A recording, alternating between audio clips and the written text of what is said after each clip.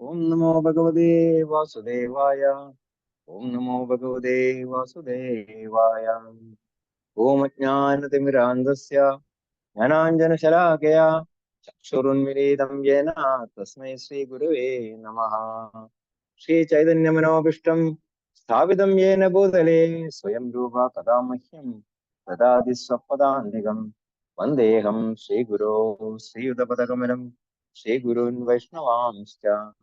ശ്രീരൂപം സാഗ്രജാതം സഹഗണരഘുനാഥാന്വിതം ത്വം സജീവം സാദ്വൈതം സാവധൂതം പരിജനസഹിതം കൃഷ്ണചൈതന്യദേവം ശ്രീരാധാകൃഷ്ണപാദാൻ സഹഗണലളിതാ ശ്രീവിശാഖാന്വിതാംശ്ച.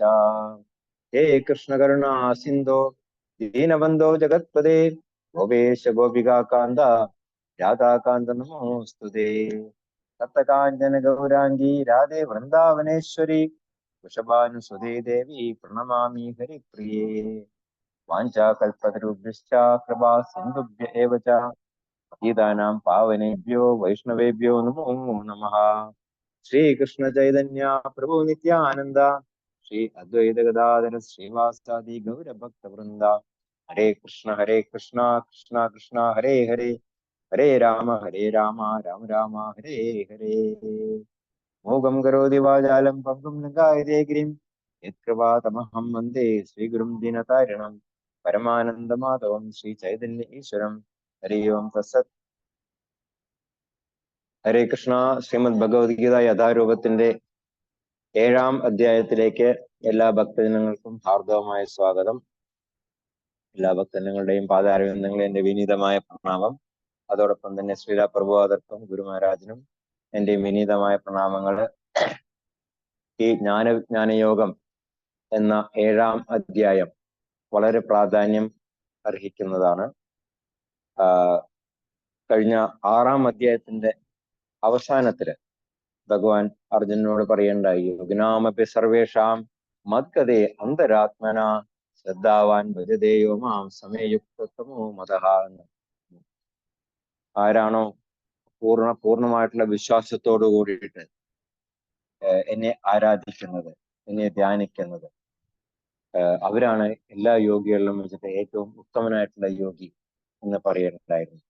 അപ്പോ അതിനെ ഇവിടെ കൂടുതൽ ദൃഢമാക്കാൻ വേണ്ടിയിട്ടാണ് ഈ 7-ാം അധ്യായം. വാസ്തവത്തിൽ ഇങ്ങനെ അധ്യായങ്ങളൊന്നും തിരിച്ചിട്ടുണ്ടായിരുന്നില്ല ഈ അർജുനന് പറഞ്ഞു കൊടുക്കുന്ന സമയത്ത്. അതിനെ കണ്ടിന്യൂസ് ആയിട്ട് ഇങ്ങനെ പറഞ്ഞു പോയിക്കൊണ്ടിരിക്കുകയായിരുന്നു. പക്ഷെ നമ്മളുടെ കൂടുതൽ അണ്ടർസ്റ്റാൻഡിങ്ങിന് വേണ്ടിയിട്ടാണ് ഇങ്ങനെ ഓരോ അധ്യായങ്ങളായിട്ട് തിരിച്ചിട്ട് തുറന്നിരിക്കുന്നത്. അപ്പോ ഇത് വാസ്തവത്തിൽ 6-ാം അധ്യായത്തിന്റെ അവസാനത്തെ ശ്ലോകത്തിന്റെ തുടർച്ചയാണ് ഈ 7-ാം അധ്യായം എന്ന് പറയുന്നത്. ജ്ഞാനവിജ്ഞാന യോഗം. ശ്ലോകം 1. ശ്രീ ഭഗവാൻ ഉവാച മയ്യാസക്തമനാ പാർത്ഥ യോഗം യുഞ്ജന്മദാശ്രയഃ അസംശയം സമഗ്രം മാം യഥാ ജ്ഞാസ്യസി തശൃണു. ശ്രീ ഭഗവാൻ ഉവാച മയ്യാസക്തമനാ പാർത്ഥ യോഗം യുഞ്ജന്മദാശ്രയഃ അസംശയം സമഗ്രം മാം യഥാ ജ്ഞാസ്യസി തശൃണു. ശ്രീ ഭഗവാൻ ഉവാച മയ്യാസക്തമനാ പാർത്ഥ യോഗം യുഞ്ജന്മദാശ്രയഃ അസംശയം സമഗ്രം മാം യഥാ ജ്ഞാസ്യസി തശൃണു. ഹരേ കൃഷ്ണ. ഓം നമോ ഭഗവതേ വാസുദേവായ. ശ്രീ ഭഗവാനുവാച മയ്യാസക്തമനാ പാർത്ഥ യോഗം യുഞ്ജന്മദാശ്രയ അസംശയം സമഗ്രം മാം യഥാ ജ്ഞാസ്യസി തച്ഛൃണു. ഹരേ കൃഷ്ണ. ഹരേ കൃഷ്ണ. ഓം നമോ ഭഗവതേ വാസുദേവായ. അധ്യായം 7 ജ്ഞാനവിജ്ഞാന യോഗം. ശ്രീ ഭഗവാനുവാച മയ്യാസക്തമനാ പാർത്ഥ യോഗം യുജ്ഞന്മദാശ്രയഃ അസംശയം സമഗ്രം മാം യഥാ ജ്ഞാസ്യസി തച്ഛൃണു. ഹരേ കൃഷ്ണ. ഹരേ കൃഷ്ണ. ശ്രീ ഭഗവാനുവാച മയ്യാസക്തമനാ പാർത്ഥ യോഗം യുഞ്ജന്മദാശ്രയഃ അസംശയം സമഗ്രം മാം യഥാ ജ്ഞാസ്യസി തശൃണു. ഹരേ കൃഷ്ണ. ഹരേ കൃഷ്ണ. ഓം നമോ ഭഗവതേ വാസുദേവായ. ശ്രീ ഭഗവാനുവാച മയ്യാസക്ത മനാ പാർത്ഥ യോഗം യുജ്ഞന്മദാശ്രയഃ അസംശയം സമഗ്രം മാം യഥാ ജ്ഞാസ്യസി തച്ഛൃണു. ഹരേ കൃഷ്ണ. ഹരേ കൃഷ്ണ. ശ്രീ ഭഗവാനുവാച മയ്യാസക്തമനാ പാർത്ഥ യോഗം യുജ്ഞന്മദാശ്രയഃ അസംശയം സമഗ്രം മാം യഥാ ജ്ഞാസ്യസി തച്ഛൃണു. ഹരേ കൃഷ്ണ. ഹരേ കൃഷ്ണ. ഓം നമോ ഭഗവതേ വാസുദേവായ. ശ്രീ ഭഗവാനുവാച മയ്യാസക്തമനാ പാർത്ഥ യോഗം ഉജ്ജന്മദാശ്രയഃ അസംശയം സമഗ്രം മാം യഥാ ജ്ഞാസ്യസി തച്ഛൃണു. ഹരേ കൃഷ്ണ. ഹരേ കൃഷ്ണ. ശ്രീ ഭഗവാനുവാച മയ്യാസക്തമനാ പാർത്ഥ യോഗം യുജ്ഞന്മദാശ്രയഃ അസംശയം സമഗ്രഹം മാം യഥാ ജ്ഞാസ്യസി തച്ഛൃണു. ഹരേ കൃഷ്ണ. ഹരേ കൃഷ്ണ. ഓം നമോ ഭഗവതേ വാസുദേവായ. ഓം ശ്രീകൃഷ്ണ പരമാത്മനേ നമഃ. ശ്രീ ഭഗവാനുവാച മയ്യാസക്തമനാ പാർത്ഥ യോഗം യുജ്ജന്മദാശ്രയ അസംശയം സമഗ്രം മാം യഥാ ജ്ഞാസ്യസി തച്ഛൃണു. ഹരേ കൃഷ്ണ. ഹരേ കൃഷ്ണ. ശ്രീ ഭഗവാനുവാച മയ്യാസക്തമനാ പാർത്ഥ യോഗം യുജ്ഞന്മദാശ്രയ അസംശയം സമഗ്രം മാം യഥാ ജ്ഞാസ്യസി തച്ഛൃണു. ഹരേ കൃഷ്ണ. ഹരേ കൃഷ്ണ. ശ്രീല പ്രഭുപാദരുടെ വിവർത്തനവും ഭാവാർത്ഥവും. ശ്രീ ഭഗവാൻ ഉവാച, ശ്രീ ഭഗവാൻ പറഞ്ഞു, പാർത്ഥ, ഹേ പാർത്ഥ, മയി എന്നിൽ ആസക്തമനാഹ ആസക്തമായ മനസ്സോടു കൂടിയവനായി, മദ് ആശ്രയ എന്നെ തന്നെ ആശ്രയം പ്രാപിച്ചവനായി, യോഗം യോഗത്തെ യുഞ്ജൻ അഭ്യസിക്കുന്നത് കൊണ്ട്, ത്വം നിനക്ക് അസംശയം സംശയങ്ങൾ നീങ്ങി, മാം എന്നെ സമഗ്രം പൂർണ്ണമായി, യഥാജ്ഞാസ്യസി എപ്രകാരം അറിയാൻ കഴിയുമെന്ന് തശ്ശൃണു നീ കേൾക്കൂ. ശ്രീ ഭഗവാൻ പറഞ്ഞു, ഹേ പാർത്ഥ, എന്നിൽ ആസക്തമായ മനസ്സോടു കൂടിയവനായി, എന്നെ തന്നെ ആശ്രയം പ്രാപിച്ചവനായി യോഗത്തെ അഭ്യസിക്കുന്നത് കൊണ്ട് നിനക്ക് സംശയങ്ങൾ നീങ്ങി എന്നെ പൂർണ്ണമായി എപ്രകാരം അറിയാൻ കഴിയുമെന്ന് നീ കേൾക്കൂ. അപ്പോ ഭഗവാൻ ശ്രീ പ്രഭുപാദരുടെ ഭാവാർത്ഥം തുടങ്ങുന്നതിന് ഭഗവാൻ എല്ലാ വിഭൂതികളുടെയും സമഗ്രമായിട്ടുള്ള ഒരു മുതൽക്കൂട്ടാണ് ഭഗവാൻ എന്ന് പറയുന്നത്. എന്തൊക്കെയാണ് ആ ഭഗവാന്റെ വിഭൂതികൾ എന്ന് പറയുന്നത്? അത് പരാശര മഹർഷി അത് വിവരിച്ചിട്ടുണ്ടായിരുന്നു. ഭഗവാൻ എന്ന് വാക്കിന്റെ അർത്ഥം തന്നെ എന്താണ്? ഐശ്വര്യസ്യ സമഗ്രസ്യ വീര്യസ്യ യശഃ ശ്രേയഃ ജ്ഞാന വൈരാഗ്യോശ്ചൈവ ഷണ്ണം ഭഗ ഇതിൻഗണ. അപ്പോ എല്ലാ ഐശ്വര്യങ്ങളും ഐശ്വര്യസ്യ സമഗ്രസ്യ എന്നാണ് പറഞ്ഞിരിക്കുന്നത്. അപ്പൊ എല്ലാ ഐശ്വര്യങ്ങളും, അതുപോലെ തന്നെ വീര്യം, ഭഗവാനെ പോലെ വീരകൃത്യങ്ങൾ ചെയ്യാനായിട്ട് കഴിവുള്ളവർ വേറെ ആരും തന്നെ ഇല്ല. വീര്യസ്യ യശഃ, ആ ഭഗവാനെ പോലുള്ള ആ കീർത്തി, ശ്രീ ഐശ്വര്യം, പിന്നെ ജ്ഞാനം, പിന്നെ വൈരാഗ്യം, ഇത് എല്ലാം പൂർണ്ണമായിട്ടും അടങ്ങിയിരിക്കുന്ന വ്യക്തിയാണ് ഭഗവാൻ. അപ്പൊ അങ്ങനെയുള്ള ഒരു വ്യക്തിയേ ഉള്ളൂ ഈ യൂണിവേഴ്സിൽ തന്നെ, അതാണ് ഭഗവാൻ ശ്രീകൃഷ്ണൻ. അപ്പൊ അങ്ങനെയുള്ള ആ ഭഗവാന്റെ വിഭൂതികള് അദ്ദേഹം എങ്ങനെയാണ് പ്രകടമാക്കുന്നത് എന്നുള്ളത് ഈ 7-ാം അധ്യായത്തില് വളരെ വിശദമായിട്ട് വിവരിച്ചിട്ടുണ്ട്. അപ്പൊ ആദ്യത്തെ 6 അധ്യായങ്ങളിൽ നാം പല പല യോഗവിധികളെ പറ്റിയിട്ട് പറഞ്ഞു. അത് ഒരു ജീവാത്മാവിന് എപ്രകാരം ആത്മസാക്ഷാത്കാരം നേടാൻ വേണ്ടിയിട്ടുള്ള ആ പാതയിൽ ഉയരാൻ കഴിയും എന്നുള്ളതിനെ പറ്റിയിട്ട് വിവരിച്ചിട്ടുണ്ട്. അപ്പോ അവസാനത്തിലാണ് ഭഗവാൻ പറയുന്നത്, എന്നിൽ മനസ്സ് പൂർണ്ണമായിട്ടും കേന്ദ്രീകരിക്കുന്നത് കൊണ്ട് നിനക്ക് എന്നെ പ്രാപിക്കാനായിട്ട് സാധിക്കും. അതുകൊണ്ടാണ് ഞാൻ പറയുന്നത്, എല്ലാ യോഗികളും വെച്ചിട്ട് യോഗിനാമപി സർവേഷാം, എല്ലാ യോഗികളിലും വെച്ചിട്ട് ഏറ്റവും ഉത്തമനായിട്ടുള്ള യോഗി എന്ന് പറയുന്നത് മദ്ഗതേ അന്തരാത്മ, എന്നെ എപ്പോഴും മനസ്സിൽ കൊണ്ടു നടക്കുന്ന ഒരു വ്യക്തിയാണ്. എന്നാണ് പറയുന്നത് 6-ാം അധ്യായത്തിന്റെ അവസാനത്തിൽ. അപ്പോൾ നമുക്കറിയാം പരമസത്യത്തെ കുറിച്ച് അറിയണമെന്നത് 3 വഴികളുണ്ട്. അത് ഭാഗവതത്തിന്റെ 1-ാം സ്കന്ധത്തിലെ പറഞ്ഞിട്ടുണ്ട്. സൂതഗോസ്വാമി നൈമിഷാരണ്യത്തിൽ വെച്ചിട്ട് ശൗനകാദി ഋഷികളോട് പറഞ്ഞു കൊടുക്കുന്നു. വദന്തി തത്വവിദസ് തത്വം യജ്ഞാനമദ്വയം ബ്രഹ്മേതി പരമാത്മേതി ഭഗവാൻ ഇതി ശബ്ദതി. അതായത് ആ പരമതത്വത്തെ അറിയാനായിട്ട് 3 മാർഗം. ഒന്ന് ബ്രഹ്മം, രണ്ടാമത്തെ പരമാത്മാവ്, മൂന്നാമത്തെ ഭഗവാൻ. അപ്പൊ പലരും ഈ യോഗികളല്ല വാസ്തവത്തില് ജ്ഞാനമാർഗം സ്വീകരിച്ചവർ. അവരെല്ലാം ബ്രഹ്മത്തിൽ കുടുങ്ങി കിടക്കുന്നവരാണ്. അവർക്ക് അത് വിട്ട് മുകളിലോട്ട് പോകാനായിട്ട് സാധിക്കില്ല. കാരണം അവരുടെ അറിവ് എന്ന് പറയുന്നത് അത്രയേ ഉള്ളൂ, പൂർണ്ണമല്ല. അപ്പൊ അവര് ആ ബ്രഹ്മം ആണ് ഭഗവാൻ എന്ന് ആണ് അവർ വിശ്വസിക്കുന്നത്.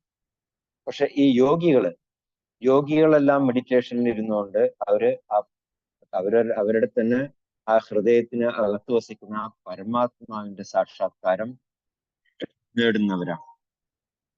പക്ഷേ മദ്ഗതേ അന്തരാത്മനഃ, അതായത് ഭഗവാനെ പൂർണ്ണമായിട്ടും മനസ്സിലാക്കുന്നവര് അവര് ഭഗവാന്റെ ആ ശ്യാമസുന്ദര രൂപം അതിനെ പറ്റിയിട്ട് അവർ മെഡിറ്റേറ്റ് ചെയ്യുന്നവരാണ്. അപ്പോ 2 ഉദാഹരണങ്ങളാണ് ആ ശ്ലോകത്തിന്റെ ഭാവാർത്ഥത്തില് ശ്രീലപ്രഭുവാര് കൊടുത്തിരിക്കുന്നത്. ഒന്ന് സൂര്യൻ. ഇപ്പൊ സൂര്യനെ മനസ്സിലാക്കാനായിട്ട് ശ്രമിക്കുന്ന ഒരു സയന്റിസ്റ്റ് പലപ്പോഴും ആ സൂര്യപ്രകാശം കണ്ടിട്ട് ഇതാണ് സൂര്യൻ എന്ന് വിചാരിക്കുന്നവരുണ്ട്.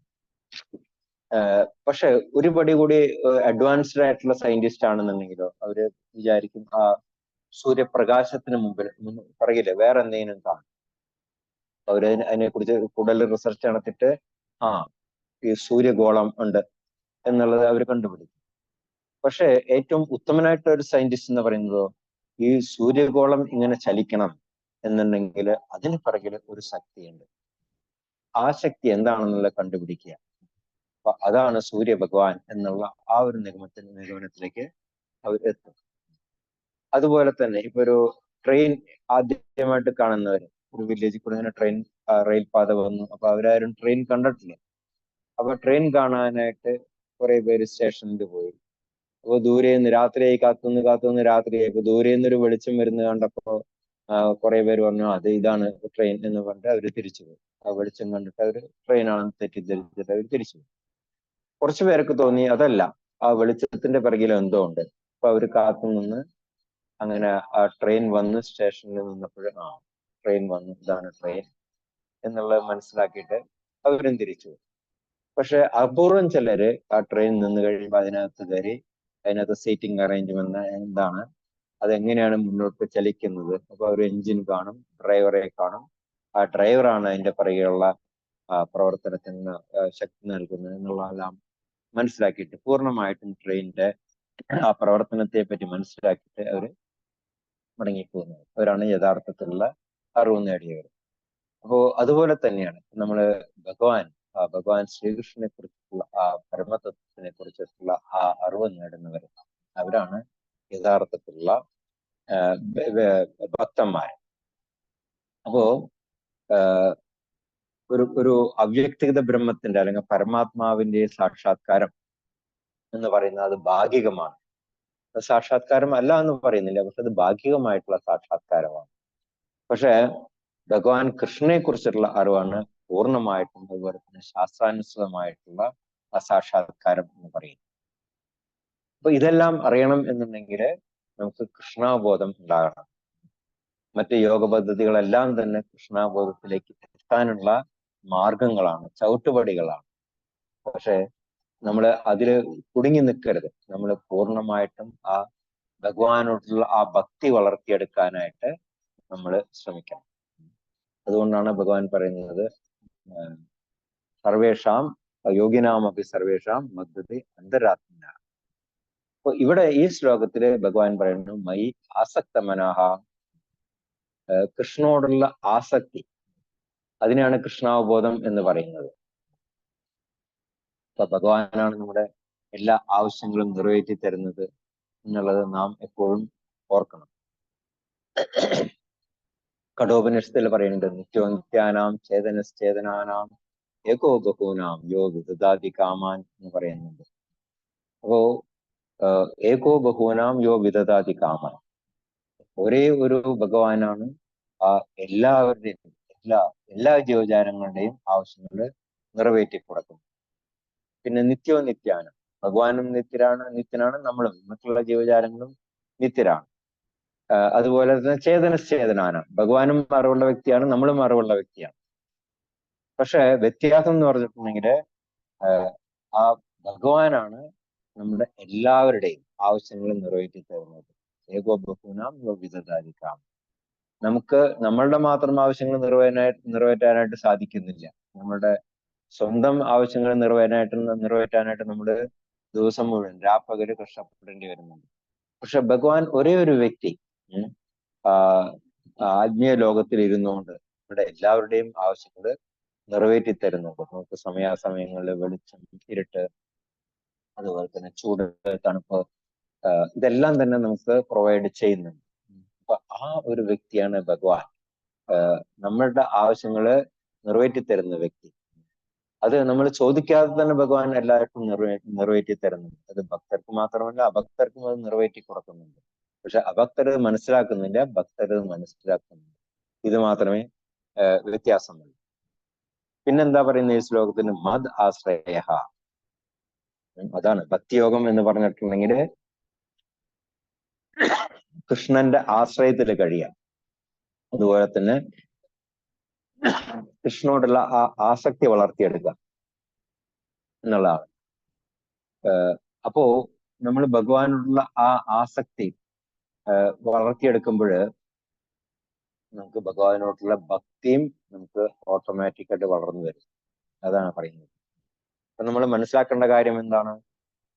നമ്മളുടെ എല്ലാം തന്നെ മാതാവ്, അല്ലെങ്കിൽ പിതാവ്, ബന്ധു, സഖ, ഇതെല്ലാം തന്നെ ഭഗവാനാണ് എന്നുള്ളത് നമ്മൾ മനസ്സിലാക്കിയത്.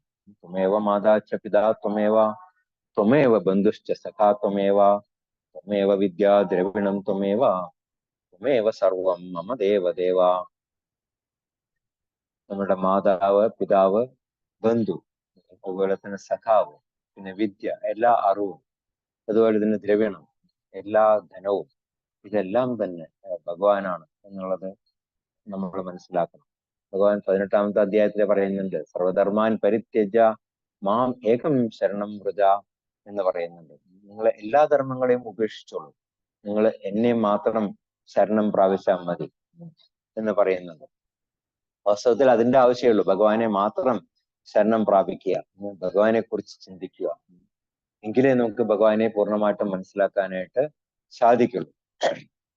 അപ്പൊ ഈ ഒരു അറിവ് കിട്ടണം എന്നുണ്ടെങ്കിൽ ശ്രീരാപ്രഭുവാര് പറയുന്നത്, നമ്മൾ നേരിട്ട് കൃഷ്ണനിൽ നിന്നോ അഥവാ കൃഷ്ണനിൽ നിന്ന് നേരിട്ട് നമുക്ക് ശ്രവിക്കാൻ സാധിച്ചില്ലെങ്കിൽ നമ്മൾ കൃഷ്ണന്റെ ഭക്തരിൽ നിന്ന് അല്ലെങ്കിൽ ഒരു ആധ്യാത്മിക ഗുരുവിൽ നിന്ന് നമ്മൾ ഈ അറിവ് നേടാനായിട്ട് ശ്രമിക്കണം. അല്ലാതെ നമുക്ക് ലൗകികമായിട്ടുള്ള വിദ്യാഭ്യാസത്തിൽ നിന്ന് ഈ ഒരു അറിവ് നമുക്ക് ലഭിക്കില്ല എന്നുള്ളതാണ് ശ്രീരാപ്രഭുവാര് പറയുന്നത്. അപ്പോ ശ്രീരാപ്രഭുവാര് അതിന് പറയുന്നത് എന്താണ്? അതിന് നമുക്ക് ഭഗവാനെ കുറിച്ച് നമ്മൾ ശ്രവിക്കണം. ശ്രീമദ് ഭാഗവത്തിലെ 1-ാം സ്കന്ധത്തിൽ നിന്ന് സൂത ഗോസ്വാമി പറയുന്ന കുറച്ച് ശ്ലോകങ്ങൾ ശ്രീരാപ്രഭുവാര് ഭാവാർത്ഥത്തിലൂടെ കോട്ട് ചെയ്തിട്ടുണ്ട്. ശൃണ്വതാം സ്വഗത കൃഷ്ണ പുണ്യശ്രവണ കീർത്തന അത്യന്തസ്തോ അഭദ്രാണി വിധുനോദി സുഹൃസദാം. അതായത് പതിവായിട്ടുള്ള ആ ഭാഗവത ശ്രവണത്തിലൂടെ, അതുപോലെ തന്നെ ശുദ്ധമായിട്ടുള്ള ഭക്തിയുത സേവനത്തിലൂടെ നമ്മുടെ ഹൃദയത്തിൽ അടിഞ്ഞുകൂടിയിട്ടുള്ള ആ മാലിന്യങ്ങളെല്ലാം തന്നെ നശിച്ചു പോകും. അത് മാത്രമല്ല ഭഗവാനോട്ടുള്ള ആ ഭക്തിയുത സേവനം അത് ഹൃദയത്തിൽ ദൃഢമായി ഉറപ്പിക്കപ്പെടുകയും ചെയ്യും എന്ന് പറയുന്നുണ്ട്. അതിന് നമ്മൾ ഭഗവാനെ കുറിച്ചിട്ട് കൂടുതലായിട്ട് ശ്രവിക്കണം, കീർത്തനം ചെയ്യണം. കാരണം എന്തുകൊണ്ടാണ്? ആ ഭഗവാന്റെ നാമത്തിന് ഭഗവാൻ എല്ലാ ശക്തിയും നിക്ഷേപിച്ചിട്ടുണ്ട്. നാംനാമകാരി ബഹുദാം നിജ സർവശക്തി എന്ന് ചൈതന്യ മഹാപ്രഭു പറയുന്നുണ്ട്. രുക്മിണി ദേവി ഭഗവാനെ കണ്ടിട്ടേ ഇല്ല. പക്ഷെ എങ്ങനെയാണ് ഭഗവാനോടുള്ള ആസക്തി വളർത്തിയെടുത്തത്? നാരദ മഹർഷിയിൽ നിന്ന് ഭഗവാനെ പറ്റി കേട്ട് അങ്ങനെ ആ ഭഗവാനോടുള്ള ആസക്തി വളർത്തിയെടുക്കുകയാണ് ചെയ്യുന്നത്. പിന്നെ 18ാമത്തെ ശ്ലോകത്തിൽ പറയുന്നത്, നഷ്ടപ്രായേഷു അഭദ്രേഷു നിത്യം ഭാഗവത സേവയാ ഭഗവതീരുത്തമ ശ്ലോകേ ഭക്തിർഭവജനേഷ്ടകി. ആ നിത്യേനയുള്ള ഭാഗവത ശ്രവണത്തിലൂടെ, അതുപോലെ തന്നെ ശുദ്ധ ഭക്തന്മാരെ സേവിക്കുന്നതിലൂടെ നമ്മുടെ ആ ഹൃദയത്തെ പ്രക്ഷുബ്ധമാക്കുന്ന എന്തൊക്കെയുണ്ടോ അതെല്ലാം പരിപൂർണമായിട്ട് നശിപ്പിക്കപ്പെടുന്നു എന്നാണ് പറയുന്നത്. തഥാരജസ്തമോഭാവ കാമലോപാദയശ്ചേ ചേതേതയർദ്ധനാർവിദ്ധം സുത്തം തത്വേ പ്രസീദതി.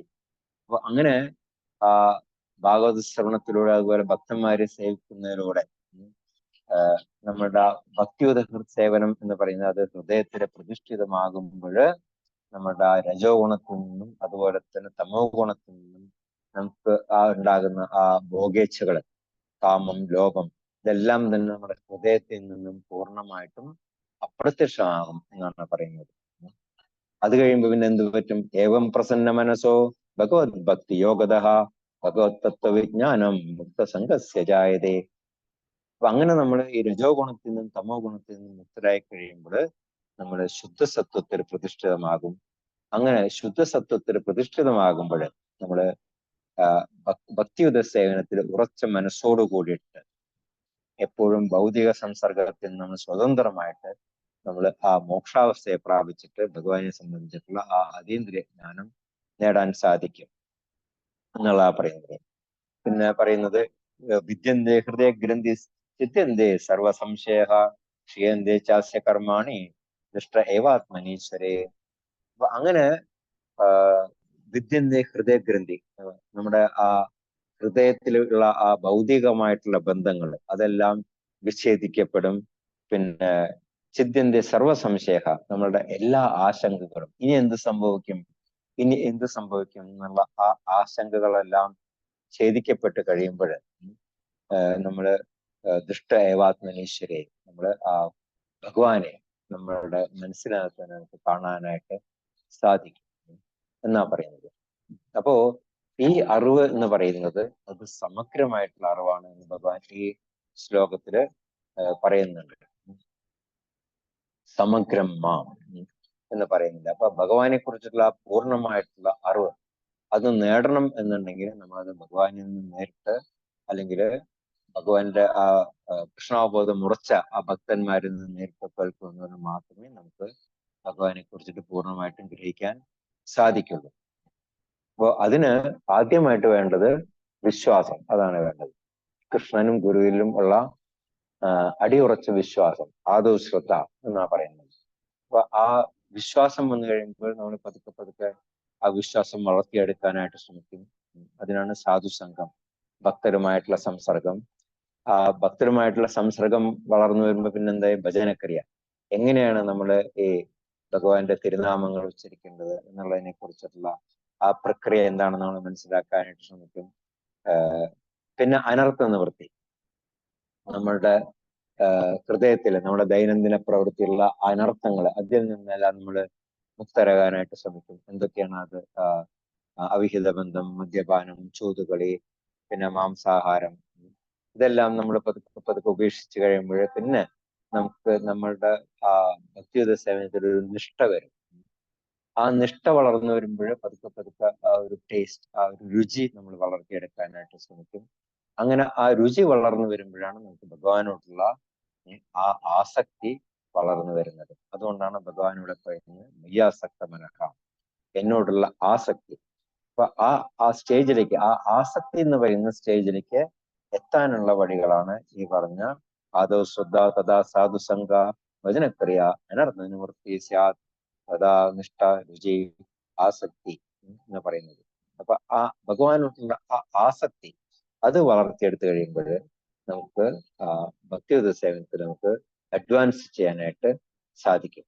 അപ്പൊ ഇത് നമ്മൾ വളരെ ഗൗരവമായിട്ട് എടുക്കുകയാണെന്നുണ്ടെങ്കിൽ നമുക്ക് നമ്മുടെ ജീവിതം സാർത്ഥകമാകാനായിട്ട് സാധിക്കും. അപ്പോ ഈ 7-ാം അധ്യായത്തിന്റെ പ്രാധാന്യത്തിനെ കുറിച്ചിട്ട് മഹാദേവൻ പാർവതിയോട് പറയുന്നുണ്ട്. അത് പത്മപുരാണത്തിൽ പറയുന്നുണ്ട്. അതായത് പാടലിപുത്രത്തിലെ ശംഖകർണൻ എന്ന പേരിലുള്ളൊരു ബ്രാഹ്മണൻ ഉണ്ടായിരുന്നു. അദ്ദേഹം ബ്രാഹ്മണ കുലത്തിലാണ് ജനിച്ചതെന്നുണ്ടെങ്കിലും അദ്ദേഹം എപ്പോഴും ധനാർജനത്തിന് വേണ്ടിയിട്ട് പ്രയത്നിച്ചുകൊണ്ടിരുന്ന ഒരു വ്യക്തിയായിരുന്നു. അത് മാത്രമല്ല എൻജോയ് ചെയ്യുക, ജീവിതം ആസ്വദിക്കുക. അപ്പൊ അതിനു വേണ്ടി അദ്ദേഹത്തിന് 3 പത്നിമാരുണ്ടായിരുന്നു. ആ 3 പത്നിമാരിലും 4 പുത്രന്മാരുണ്ടായിരുന്നു. അപ്പോ ഇതുകൊണ്ടൊന്നും അദ്ദേഹം തൃപ്തനായിരുന്നില്ല. വീണ്ടും വീണ്ടും ധനം ആർജിക്കണം, വീണ്ടും വീണ്ടും ഭൗതിക സുഖങ്ങൾ ആർജിക്കണം എന്നുള്ള ആ ലക്ഷ്യത്തോട്ട് അദ്ദേഹം അടുത്ത ടൗണിലേക്ക് അങ്ങനെ ഒരു ദിവസം യാത്ര ചെയ്യാം. അപ്പൊ യാത്ര ചെയ്ത് രാത്രിയായി. അപ്പോ ഒരു സ്ഥലത്ത് വിശ്രമിക്കാനായിട്ട് തങ്ങി. അപ്പോ അവിടെ വെച്ചിട്ട് അദ്ദേഹം പാമ്പ് കടിയേറ്റ് മരിക്കുകയാണ് ചെയ്യുന്നത്. അപ്പൊ മരിച്ചതിന് ശേഷം അദ്ദേഹം എന്തായി? ഒരു പ്രേത സർപ്പമായിട്ട് മാറി. അപ്പോ പ്രേതസർപ്പത്തിന്റെ ശരീരത്തിൽ നിന്നുകൊണ്ട് മുക്തി കിട്ടാനായിട്ട് യാതൊരു വഴിയില്ല. അപ്പൊ അദ്ദേഹം തന്റെ 4 പുത്രന്മാരോട് വന്നിട്ട് അങ്ങനെ അഭ്യർത്ഥിക്കുകയാണ്, നിങ്ങളെ എന്നെ ഒന്ന് ഈ പ്രേത ശരീരത്തിൽ നിന്ന് എന്നെ ഒന്ന് മുക്തനാക്കി തരും എന്ന് പറയുകയാണ്. കാരണം ഞാൻ ഒരുപാട് ധനം ആർജിച്ചിട്ടുണ്ട്, അത് എനിക്ക് ആസ്വദിക്കാനായിട്ട് സാധിച്ചില്ല. അത് നിങ്ങൾക്കെങ്കിലും ഉപകാരപ്പെടാം. അത് എവിടെയാണ് സൂക്ഷിച്ചിരിക്കുന്നത് ഞാൻ നിങ്ങൾക്ക് പറഞ്ഞു തരാം. പക്ഷെ നിങ്ങൾ എന്നെ ഈ പ്രേത ശരീരത്തിൽ നിന്ന് മുക്തനാക്കി തരണം. അപ്പൊ മക്കള് ചോദിച്ചു, അതിന് ഞങ്ങൾ എന്താ ചെയ്യേണ്ടത്? അപ്പോ ഇദ്ദേഹം പറഞ്ഞു, നിങ്ങൾ എനിക്ക് വേണ്ടിയിട്ട് തർപ്പണം ചെയ്യണം, അതുപോലെ തന്നെ ശ്രാദ്ധം ചെയ്യണം എന്നെല്ലാം പറഞ്ഞ് മനസ്സിലാക്കി കൊടുത്തു. അത് മാത്രം പോരാ, നിങ്ങൾ ഏതെങ്കിലും നല്ല ബ്രാഹ്മണരെ വിളിച്ചിട്ട് ഈ ഭഗവത്ഗീതയുടെ 7-ാം അധ്യായം നിങ്ങൾ വളരെ ശ്രദ്ധയോട്ട് അത് വായിച്ച് കേൾക്കാൻ വേണം എന്ന് പറഞ്ഞു. അങ്ങനെ മക്കള് ഇതെല്ലാം ഇദ്ദേഹം പറഞ്ഞതുപോലെ അതെല്ലാം അനുഷ്ഠിച്ചിട്ട് അങ്ങനെ ഇദ്ദേഹത്തിന് ഈ പ്രേതസർപ്പത്തിന്റെ ശരീരത്തിൽ നിന്ന് മുക്തി കിട്ടിയിട്ട് അദ്ദേഹം അങ്ങനെ ആത്മീയ ലോകത്തിലേക്ക് പോവുകയാണ് ചെയ്യുന്നത്. അപ്പോ അത്രയും പ്രാധാന്യം അർഹിക്കുന്നതാണ് ഈ 7-ാം അധ്യായം എന്നുള്ളതാണ് പറയുന്നത്. അപ്പോ ഈ അറിവ് എന്ന് പറയുന്നത് അത് അറിയലും വെച്ചിട്ട് ഉത്തമമായിട്ടുള്ള അറിവാണ്. അതാണ് ഈ 2-ാമത്തെ ശ്ലോകത്തിൽ പറയുന്നത്. ശ്ലോകം 2: ജ്ഞാനം തേഹം സവിജ്ഞാനം ഇദം വക്ഷ്യാമ്യശേഷതഃ യജ്ഞാത്വാ നേഹ ഭൂയോന്യത് ജ്ഞാതവ്യം അവശിഷ്യതേ. ജ്ഞാനം തേഹം സവിജ്ഞാനം ഇദം വക്ഷ്യാമ്യശേഷതഃ യജ്ഞാത്വാ നേഹ ഭൂയോന്യത് ജ്ഞാതവ്യം അവശിഷ്യതേ. ജ്ഞാനം തേഹം സവിജ്ഞാനം ഇദം വക്ഷ്യാമ്യശേഷതഃ യജ്ഞാത്വാ നേഹ ഭൂയോന്യത് ജ്ഞാതവ്യം അവശിഷ്യതേ. ഓം നമോ ഭഗവതേ വാസുദേവായ. ജ്ഞാനം തേഹം സവിജ്ഞാനം ഇദം വക്ഷ്യാമ്യശേഷതഃ യജ്ഞാത്വാ നേഹ ഭൂയാന്യത് അജ്ഞാത അവ്യമവിശ്യതേ. ജ്ഞാതവ്യം ജ്ഞാതവ്യം ഭൂയോ അന്യാത് ജ്ഞാതവ്യ ജ്ഞാതവ്യം ഭൂയോ അന്യത് ജ്ഞാതവ്യം ജ്ഞാതവ്യ മാവിശിഷ്യതേ. ജ്ഞാതവ്യ അവശിഷ്യതേ. അവിശിഷ്യതേ. ഹരേ കൃഷ്ണ. ഓം നമോ ഭഗവതേ വാസുദേവായ. ജ്ഞാനേ ദേഹം സവിജ്ഞാനം ഇദം വക്ഷ്യാമി അവശിഷ്യതഃ യജ്ഞാത്വാ ദേഹ ഭൂയോന്യത് ജ്ഞാതവ്യം അവശിഷ്യതേ. ഹരേ കൃഷ്ണ. ഓം നമോ ഭഗവതേ വാസുദേവായ. ജ്ഞാനം തേഹം സവിജ്ഞാനം ഇദം വക്ഷ്യാമ്യശേഷതഃ ജ്ഞാത്വാ നേഹ ഭൂയോ അന്യത് ജ്ഞാതവ്യം അവശിഷ്യതേ. ഹരേ കൃഷ്ണ. ഹരേ കൃഷ്ണ. ഓം നമോ ഭഗവതേ വാസുദേവായ. ജ്ഞാനം തേഹം സവിജ്ഞാനം ഇദം വക്ഷ്യാമ്യശേഷതഃ യജ്ഞാത്വാ നേഹ ഭൂയോന്യത്. ഹരേ കൃഷ്ണ. ജ്ഞാനം തേഹം സവിജ്ഞാനം ഇദം വക്ഷ്യാമ്യശേഷതഃ യജ്ഞാത്വാ നേഹ ഭൂയോന്യത് ജ്ഞാതവ്യം അവശിഷ്യതേ. ഹരേ കൃഷ്ണ.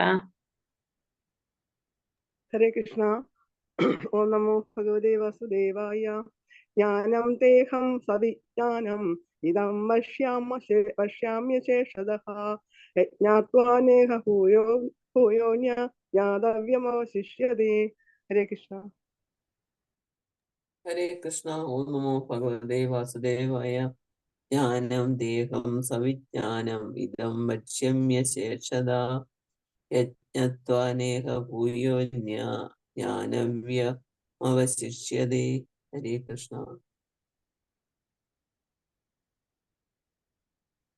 ഹരേ കൃഷ്ണ. ശ്രീല പ്രഭുവാന്റെ വിവർത്തനം ഭാവാർത്ഥവും. ഇതം ജ്ഞാനം, ഈ വൈഷയിക ജ്ഞാനത്തെയും സവിജ്ഞാനം അതീന്ദ്രിയ ജ്ഞാനത്തെയും കുറിച്ച് അഹം ഞാൻ തേ നിനക്ക് അശേഷത പൂർണ്ണമായി വക്ഷ്യാമി വിശദീകരിച്ചു തരാം. യത് ജ്ഞാത്വ അതറിഞ്ഞാൽ പിന്നെ ഇഹ ഈ ലോകത്തിൽ തേ നിനക്ക് ഭൂയഹ വീണ്ടും ജ്ഞാതവ്യം അറിയപ്പെടേണ്ടതായിട്ട് അന്യത് വേറൊന്നും ന അവശിഷ്യതേ അവശേഷിക്കുന്നില്ല. ഈ വൈഷയിക ജ്ഞാനത്തെയും അതീന്ദ്രിയ ജ്ഞാനത്തെയും കുറിച്ച് ഞാൻ നിനക്ക് പൂർണ്ണമായി വിശദീകരിച്ചു തരാം. അതറിഞ്ഞാൽ പിന്നെ ഈ ലോകത്തിൽ നിനക്ക് വീണ്ടും അറിയപ്പെടേണ്ടതായിട്ട് വേറൊന്നും അവശേഷിക്കുന്നില്ല. അപ്പൊ അറിവ് എന്ന് പറയുന്നത് രണ്ട് തരത്തിലുണ്ട്. അതിനാണ് ജ്ഞാനം വിജ്ഞാനം എന്ന് പറയുന്നത്. ജ്ഞാനം എന്ന് പറയുന്നത് തിയറിറ്റിക്കൽ നോളജ്, വിജ്ഞാനം എന്ന് പറയുന്നത് പ്രാക്ടിക്കൽ നോളജ്. അപ്പോ ഈ ഭൗതിക പ്രപഞ്ചത്തെയും അതിന് പുറകിലുള്ള ആ ചേതനയെയും അതിനെ കുറിച്ചിട്ടുള്ള അറിവാണ് ഈ ജ്ഞാനം എന്ന് പറയുന്നത്. അപ്പോ അവിടെ കൊണ്ട് അവസാനിക്കുന്നില്ല. അപ്പൊ അതിനൊരു സോഴ്സ്, ഒരു ഉറവിടം ഉണ്ട്. അപ്പൊ ആ ഉറവിടം എന്താണ്? ഈ നമുക്കെല്ലാം ചേതന, അതുപോലെ തന്നെ ഈ ഭൗതിക പ്രപഞ്ചം ഇങ്ങനെ നിലനിൽക്കുന്നു. ഈ ഗ്രഹങ്ങളെല്ലാം അത് അതിന്റെ ആ പൊസിഷനിൽ നിന്നുകൊണ്ട് സമയാസമയങ്ങളിൽ ചലിച്ചുകൊണ്ടിരിക്കണം. സൂര്യൻ, ചന്ദ്രൻ ഇതെല്ലാം നമുക്ക് വെളിച്ചം, ചൂട് ഇതെല്ലാം തരുന്നുണ്ട്. അപ്പോ ഇതൊരു അറിവാണ്. പക്ഷെ ഈ അറിവിന്റെ പിറകിലുള്ള ശക്തി എന്താണ് എന്നുള്ളത് മനസ്സിലാക്കിയിട്ട് ആ ശക്തിയെ സേവിക്കുന്നതാണ് വിജ്ഞാനം എന്ന് പറയുന്നത്. അപ്പോ അതിനാണ് പ്രാക്ടിക്കൽ നോളജ്. ഇപ്പോ കോളേജിലും സ്കൂളിലൊക്കെ ആണെന്നുണ്ടെങ്കിൽ ഇപ്പോ സയൻസ് സ്റ്റുഡൻസിന് അവർക്ക് തിയറിയും പ്രാക്ടിക്കലും ഉണ്ടാകും അല്ലെ? ഇപ്പോ ലാബിൽ പോയിട്ട് അവർക്ക് പ്രാക്ടിക്കലായിട്ട് ചെയ്ത് പഠിക്കണം. അവരിപ്പം ഡോക്ടർ ആവാൻ പഠിക്കുന്നവര്, അവര് തിയറിറ്റിക്കൽ നോളജ് കഴിഞ്ഞാൽ പിന്നെ അവർക്ക് ഹൗസ് സർജൻസ് പ്രാക്ടിക്കലായിട്ട് അവര് ചെയ്ത് പഠിക്കണം. എങ്കിൽ മാത്രമേ അതിൽ ആ അറിവിന്റെ ഒരു പൂർണ്ണത നേടൂ. അപ്പൊ അതുപോലെ തന്നെയാണ് ഈ ആധ്യാത്മിക ജ്ഞാനം എന്ന് പറയുന്നതും. വെറുതെ നമ്മള് ഭഗവത്ഗീത, ഭാഗവതം വായിച്ചിട്ട് അതിൽ നിന്ന് എന്തെങ്കിലും ഒരു അറിവ് നേടിയതുകൊണ്ട് കാര്യമായില്ല. ഇത് നമ്മൾ പ്രാക്ടിക്കലായിട്ട് നമ്മൾ നമ്മുടെ ജീവിതത്തിൽ അപ്ലൈ ചെയ്യുമ്പോഴാണ് അതിനെ വിജ്ഞാനം എന്ന് പറയുന്നത്. അപ്പോ ഭഗവാൻ ഇവിടെ പറയുന്നു, ഞാൻ നിനക്ക് ഈ രണ്ടിനെയും കുറിച്ചിട്ട് വളരെ വിശദമായിട്ട് പറഞ്ഞു തരാം. അതിൽ എല്ലാം അടങ്ങിയിട്ടുണ്ട്. അതിനും ഉപരിയായിട്ട് വേറെ ഒന്നും തന്നെ നീ അറിയേണ്ട ആവശ്യം വരില്ല. അതാണ് ഇവിടെ പറയുന്നത്. അപ്പോ ഭഗവാൻ പറയുന്നത് എന്താണ്?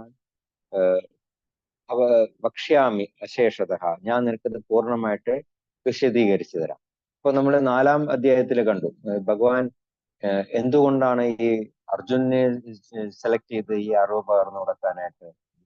ഭക്തോസ്മേ സഖാചേതി രഹസ്യം ഹി ഏതദുത്തമം എന്ന് പറയുന്നുണ്ട്. അപ്പൊ എന്തുകൊണ്ടാണ്? നീ എന്റെ ഭക്തനാണ്, നീ എന്റെ സുഹൃത്താണ്. അപ്പൊ അതുകൊണ്ടാണ് ഞാൻ നിനക്ക് ഈ അറിവ് പകർന്നു തരുന്നത് എന്ന് പറയുന്നത്. അപ്പോ എന്തുകൊണ്ടാണ് ഭഗവാൻ ഇത് പറയാൻ കാരണം? ഒരു ഭക്തന് മാത്രമേ ഇത് മനസ്സിലാക്കാനായിട്ട് സാധിക്കുള്ളൂ. കാരണം ഇപ്പൊ നമ്മളെ സംബന്ധിച്ചിട്ട് നമുക്ക് നമ്മളൊരു വീടിനകത്ത് ഇരിക്കുകയാണെന്നുണ്ടെങ്കിൽ ആ വീടിന്റെ പുറത്ത് എന്താണ് നടക്കുന്നത് എന്നുള്ളത് നമുക്ക് അറിയാനായിട്ട് സാധിക്കില്ല.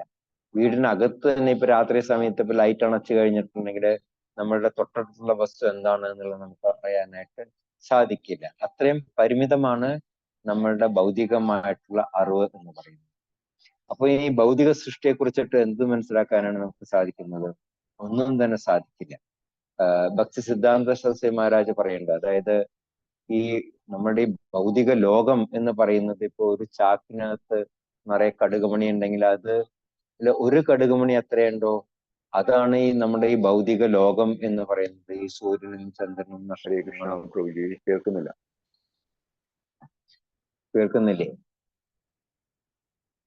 കേൾക്കുന്നില്ലേ ആർക്കും? ഇപ്പൊ കേൾക്കാം. ഓക്കെ. അപ്പൊ ഈ ഭൗതിക ലോകം എന്ന് കേൾക്കുന്നുണ്ടല്ലോ അല്ലെ? ക്ലിയർ ആണ് ബ്രോ. ഓക്കെ. ഓക്കെ. അപ്പൊ ഈ ഭൗതിക ലോകം എന്ന് പറയുന്നത് മൊത്തം സൃഷ്ടിയുടെ 25% മാത്രമേ ഉള്ളൂ. അതായത് ഈ സൂര്യനും ചന്ദ്രനും നക്ഷത്രങ്ങളും ഒക്കെ ഈ അടങ്ങുന്ന സൗരയൂഥം എന്ന് പറയുന്ന മൊത്തം സൃഷ്ടിയുടെ വെറും 25% മാത്രമേ ഉള്ളൂ. അത് ഒരു കടുകുമണിയുടെ അത്രയില്ല. അപ്പൊ അതുപോലെ ഒരുപാട് ഭൗതിക പ്രപഞ്ചങ്ങളുണ്ട്, എണ്ണമറ്റ ഭൗതിക പ്രപഞ്ചങ്ങള്. ഗർഭോദക്ഷായ വിഷ്ണു അങ്ങനെ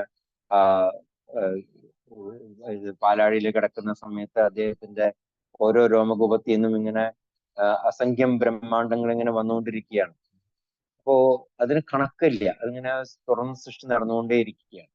അപ്പൊ ഇതെല്ലാം ചേർന്നിട്ട് ഭഗവാന്റെ മൊത്തം സൃഷ്ടിയുടെ 25% വരുന്നുള്ളൂ. ബാക്കി 75% എന്ന് പറയുന്നത് ആത്മീയ ലോകങ്ങളാണ്. അവിടെ വസിക്കുന്നവരെല്ലാവരും ആത്മീയ ശരീരമുള്ളവരാണ്. അവർക്ക് ഈ വിശപ്പ്, ദാഹം, ചൂട്, തണുപ്പ് അങ്ങനെയുള്ള ഒന്നും തന്നെ ഭഗവത്ഗീതയിൽ പറയുന്നത് സൂര്യോ ശശാങ്കോന പാവക യദ്ഗത്വാൻ എന്ന് വർത്തന്തേ തദ്ധാമ പരമം മമ എന്ന് പറയുന്നുണ്ട്. അവിടെ സൂര്യചന്ദ്രന്മാരോ എല്ലാം അവിടെ വെളിച്ചം വീശുന്നത്. അതുപോലെ തന്നെ അവിടെ ആർക്കും വിശപ്പും ദാഹം അതൊന്നും തന്നെ ഇല്ല. അവിടെ ഒരിക്കൽ നമ്മൾ പോയി കഴിഞ്ഞാൽ നമുക്ക് അവിടെ നിന്ന് നിവർത്താൻ തിരിച്ചു വരേണ്ട ആവശ്യം വരുന്നില്ല. അത്രയും പരമമായിട്ടുള്ള ധാമമാണ് എൻ്റെ ആധ്യാത്മിക ലോകം എന്ന് ഭഗവാൻ പറയുന്നുണ്ട്. അപ്പോൾ അങ്ങനെയുള്ള ആധ്യാത്മിക ലോകം എന്ന് പറയുന്നത് ഭഗവാന്റെ സൃഷ്ടിയുടെ 75% വരും. ഈ ഭൗതിക ലോകത്തിലെ ഈ ഒരു ചെറിയൊരു ഗോളത്തിനെ പറ്റി നമുക്ക് മനസ്സിലാക്കാൻ സാധിക്കുന്നില്ല. അപ്പൊ ഈ ഭൗതിക പ്രപഞ്ചത്തിനെ നമുക്ക് എന്ത് മനസ്സിലാക്കാനായിട്ട് സാധിക്കും? അപ്പൊ ആത്മീയ ലോകത്തിനെ പറ്റി എന്ത് മനസ്സിലാക്കാനായിട്ട് സാധിക്കും? ഇതെല്ലാം നമ്മൾ ചിന്തിക്കേണ്ട കാര്യങ്ങളാണ്. അപ്പൊ അതുകൊണ്ടാണ് ഇവിടെ ഭഗവാൻ അർജുനനോട് പറയുന്നത്, ഞാൻ ഇതിനെ കുറിച്ചെല്ലാം നിനക്ക് വിസ്തരിച്ച് പറഞ്ഞു തരാം. ഇത് മനസ്സിലാക്കി കഴിഞ്ഞിട്ടുണ്ടെങ്കിൽ നിനക്ക് പിന്നെ വേറെ ഒന്നും തന്നെ മനസ്സിലാക്കേണ്ട ആവശ്യം വരില്ല. കാരണം ഇതിൽ എല്ലാം അടങ്ങിയിട്ടുണ്ട് എന്നുള്ളതാണ് പറയുന്നത്. അപ്പോ ഇത് മനസ്സിലാക്കണം എന്നുണ്ടെങ്കിൽ നമ്മള് ഭഗവാന്റെ ആ ശിഷ്യ പരമ്പരയിലത്തെ ഒരു കണ്ണിയാവണം. 4-ാം അധ്യായത്തിൽ നമ്മൾ പഠിച്ചു പോലെ ഏവം പരമ്പരാപ്രാപ്തം ഇമം രാജർഷയോ വിഭു എന്ന് പറയുന്നുണ്ട്. അതായത് പരമ്പരയായിട്ട് കിട്ടുന്ന ഈ ഒരു ആധ്യാത്മികമായിട്ടുള്ള അറിവ്, അതാണ് ഏറ്റവും പ്രധാനമായിട്ടുള്ള അറിവ്. അത് ആരും തന്നെ അവരുടെ കയ്യിൽ നിന്ന് എടുത്തിട്ട് പറയുന്നില്ല. അത് പരമ്പരയായിട്ട് ഇപ്പോ ഗുരുവിന്റെ ഗുരുവിൽ നിന്ന് കേട്ടു, ആ ഗുരുവിന്റെ ഗുരുവിൽ നിന്ന് കേട്ടു, അങ്ങനെ പോയി അത് പ്രകടോട്ട് പോയി അത് ഭഗവാൻ കൃഷ്ണനിൽ നിന്ന് തന്നെ വരുന്ന അറിവാണ് ആ ഗുരു പരമ്പര വഴി നമുക്ക് കിട്ടുന്നത്. അപ്പൊ അതത്രയും വളരെ പ്രാധാന്യം അർഹിക്കുന്നതാണ് ഈ ആധ്യാത്മിക ജ്ഞാനം എന്ന് പറയുന്നത്. അത് നമുക്ക് നമ്മുടെ ഇന്നത്തെ കാലത്തെ പഠന വിഷയങ്ങളിൽ നമുക്ക് കിട്ടാനായിട്ട് സാധിക്കാത്ത ഒരു അറിവാണ് ഈ ആധ്യാത്മിക ജ്ഞാനം എന്ന് പറയുന്നത്.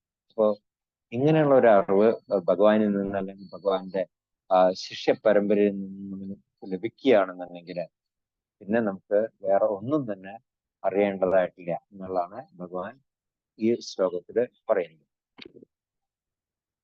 നമുക്ക് കൂടുതൽ വിശദമായിട്ട് നമുക്ക് അടുത്ത 3-ാം ശ്ലോകത്തിൽ പറയുന്നുണ്ട്. അത് നമുക്ക് അടുത്ത ക്ലാസ്സിൽ നോക്കാം. കാരണം അടുത്ത ശ്ലോകം വളരെ പ്രാധാന്യം അറിയിക്കുന്ന ശ്ലോകമാണ്. അത് കൂടുതൽ സമയവും വേണം, എടുത്താൽ തീരില്ല. ആർക്കെങ്കിലും സംശയങ്ങൾ ചോദിക്കാനുണ്ടെങ്കിൽ ചോദിക്കാം.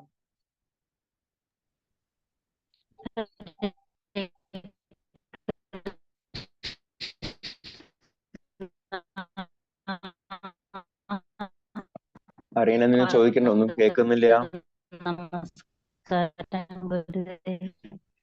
ഒന്നും കേട്ടില്ല. ആരോ എന്തോ ചോദിക്കുന്നെന്ന് തോന്നുന്നു. ഹരേ കൃഷ്ണ. കേൾക്കാവോ? ഹരേ കൃഷ്ണ. ഹരേ കൃഷ്ണ. ഹരേ കൃഷ്ണ. ഹരേ കൃഷ്ണ. ഹരേ കൃഷ്ണ. പ്രഭുജി കേൾക്കാൻ പറ്റുന്നുണ്ടോ? നമസ്കാരം ഗുരുദേവ്. ഗുരുദേവ്, നമുക്ക് ശ്രവണത്തിൽ കൂടി മാത്രം ആത്മസാക്ഷാത്കാരം കിട്ടാൻ പറ്റുമോ? ശ്രവണം മാത്രം. ഹരേ കൃഷ്ണ. മുറിഞ്ഞു പോണു. ശ്രവണം. ഹരേ കൃഷ്ണ. ശ്രവണത്തിൽ കൂടി മാത്രം ആത്മസാക്ഷാത്കാരം ലഭിക്കുമോ എന്ന്. ഹരേ കൃഷ്ണ. ഏറ്റവും പ്രധാനമായിട്ടുള്ള പ്രക്രിയയാണ് ശ്രവണം എന്ന് പറയുന്നത്. ശ്രവണം, കീർത്തനം, വിഷ്ണോഹോ സ്മരണം, പാദസേവനം, അർച്ചനം, വന്ദനം, ദാസ്യം, സഖ്യം, ആത്മനിവേദനം എന്ന് പറയുന്നുണ്ട്. അത് അംബരീഷ് മഹാരാജാവ് ഈ 9 പ്രക്രിയകളും അദ്ദേഹം അനുഷ്ഠിച്ചിരുന്നു. പക്ഷേ ചുരുങ്ങിയ പക്ഷം നമ്മൾ ശ്രവണം, ഏറ്റവും പ്രധാനമായിട്ടുള്ള ശ്രവണം എങ്കിലും ഭഗവാനെ കുറിച്ചിട്ടുള്ള ആ അറിവ് നമ്മൾ കേൾക്കുക.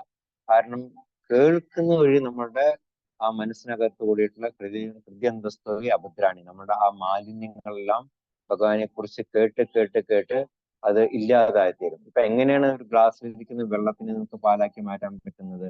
ആ വെള്ളം കളയേണ്ട ആവശ്യമില്ല. നമ്മൾ അതിൽ പാൽ ഒഴിച്ചുകൊണ്ടേ ഇരുന്നിട്ടുണ്ടെങ്കിൽ അവസാനം ഒരു സ്റ്റേജ് നമ്മൾ ലാക്ടോമീറ്റർ വെച്ച് നോക്കിക്കഴിഞ്ഞിട്ടുണ്ടെങ്കിൽ അതിൽ പാല് മാത്രമേ ഉണ്ടാകുള്ളൂ. കാരണം പാലിന് ഡെൻസിറ്റി കൂടുതലായതുകൊണ്ട് വെള്ളം പുറത്തേക്ക് പോകും, ആ ഗ്ലാസ്സിനകത്ത് പാല് നിൽക്കും.